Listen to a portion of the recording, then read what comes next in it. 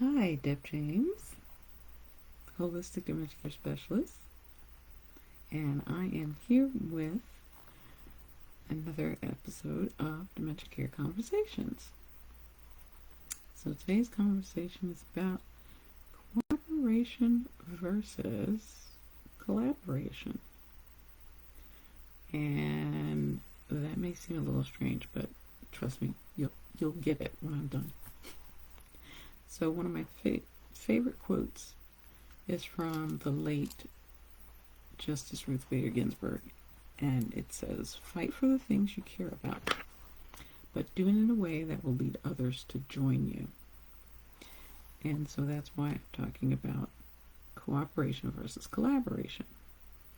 Now, some people think, it's the same thing. Not really.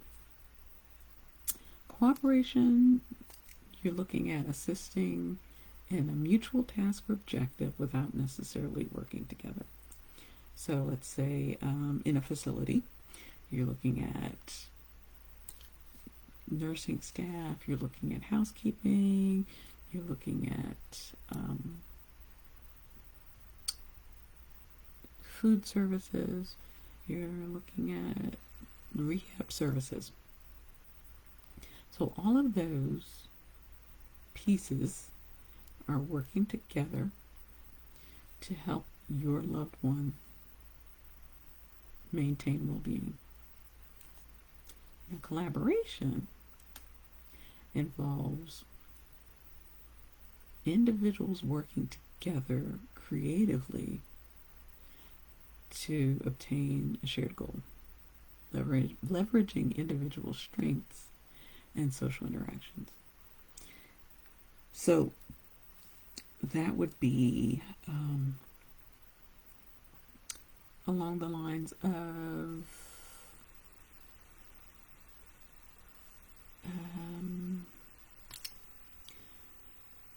an orchestra. Let's look at that. So with an orchestra, you have the different musicians, the different instruments, and each individual that's playing that instrument has a certain level of ability. But they all have to work together to present a performance that is beautiful and wonderful for all to share in. So you're not going to have woodwind instruments trying to beat drums. You're not going to have a bass trying to be a violin.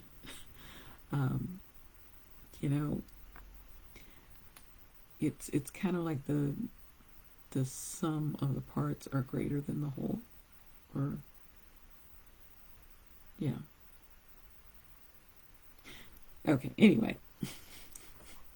You're looking at all the individual pieces, all the individual musicians working together to present a goal of a wonderful performance. So that's the difference.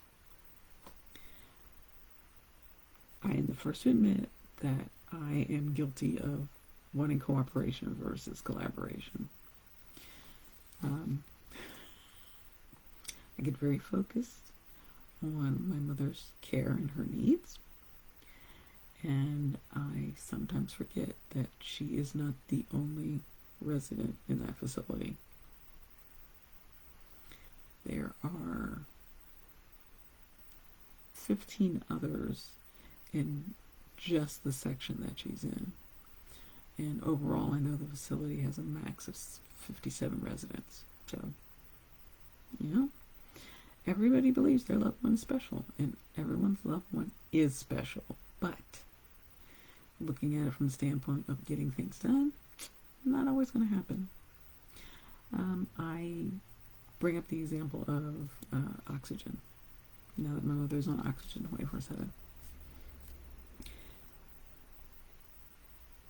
The section that she's in is not used to having a resident on oxygen 24/7.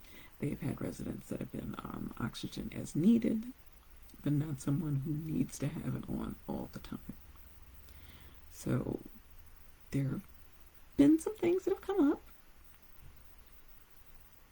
that that needed to be addressed, and they have been addressed. But it's all in the manner of how you do it. Now, I could say to them, to the staff, that, hey, you're supposed to keep this oxygen turned off when she's not using it. The tanks. Because what happened was that I took her to an appointment on last Monday. And then when I went back Thursday, I noticed that the tank on the wheelchair was empty. But it was also still turned on. So I could have said, hey, what's wrong with you people? Don't you know that you have to turn it off? I could have been very accusatory. I could have been very self-centered in my approach. But I realized that I play a part in that as well. Because they're not used to having someone on oxygen 24/7. And because we've talked to them before about the fact that the concentrator that is in her room doesn't have to be turned off when she's not on it. It never occurred to me that that concept might carry over to the tank, to the portable tank. And apparently that's what happened. So I talked to a few of the staff members about it, the care staff. And what I also did was I put notes on the back of the wheelchair where the tank is, where the tank holder is located, and on the container for the extra tanks in her room. And it basically just says, please remember to turn the tank completely off when not in use. That's simple. And it seems like a no-brainer, but if you're not used to dealing with someone on oxygen 24/7, that's not something you're going to think about. Just as I've had to do some training about filling up the little tank for providing moisture, humidifier. There's a tendency to remove the tank from the concentrator, take it out to the bedroom, fill it with distilled water, bring it back. Well, that whole time, my mother's not on oxygen because they've removed the tubing from the concentrator when they took the tank off. So, again, seems like a blinding flash of the obvious, but apparently I did not get that across to them, and that was something that was lacking in education. So I thought about doing a video, and I thought, okay, well then how are they going to see it?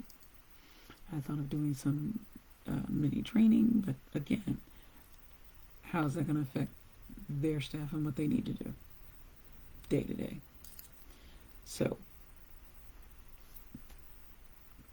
that's objective. Just put a note regarding the tanks and make sure that it's just basic, nice, not accusatory, not demanding, which is why I said, please remember to turn the tank completely off when not in use. That's easy enough. And again, if you're not used to working with somebody with oxygen 24/7, that's not something that you're going to be familiar with and you're not going to think about. So, it is very easy for us as caregivers to become so focused and so zeroed in on making sure that our loved one is provided care that we forget that there are others in the facility too. And it's actually embarrassing to me because when I was working at the bedside, I remember getting those types of patients and families that seemed to feel that their loved one was the only one I was caring for, and therefore I should be cooperating with their desires for that loved one. Whereas collaboration would have been a better choice. I can't force anyone into it, but I could have made suggestions in terms of what they could do to help me help them.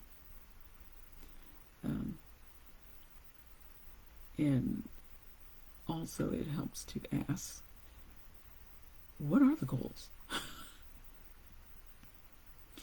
What are the goals of the family versus what are the goals of the facility?